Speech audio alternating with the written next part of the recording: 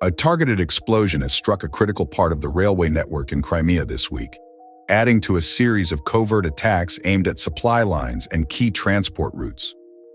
According to multiple reports, partisans from the Atesh movement claimed responsibility for this sabotage operation near the village of Overovka in the Leninsky district of Crimea.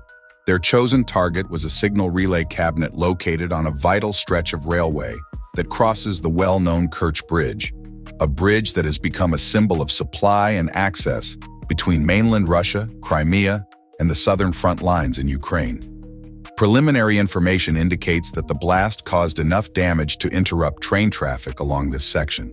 This means the transport of military equipment, fuel, and personnel has been temporarily halted or rerouted, putting additional pressure on the logistical chain that supports Russian military operations in the south. In a statement, the Atesh movement described this as part of a wider campaign. They claim more actions are planned to keep targeting vulnerable points in the transport network, forcing Russian forces to spread resources thinly for protection and repair work.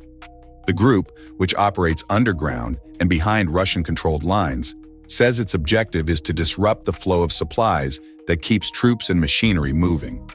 The railway line passing over the Kerch Bridge is considered one of the most strategically important arteries for moving military convoys, heavy equipment, fuel, and reinforcements quickly between Russian territory and occupied areas of Ukraine.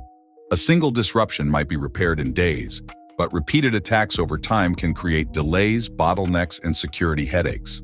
At the time of recording, there is no official confirmation about the exact scale of the damage or how long repairs will take. Local media sources report that repair teams have already been dispatched to the site to assess the damage and restore operations as soon as possible. This is not the first time that this bridge and its connecting rail lines have been targeted. Over the last 2 years, attacks and incidents have demonstrated just how vulnerable key transport routes remain, despite tightened security measures. Acts of sabotage like this one show that the conflict is not limited to visible clashes on active front lines.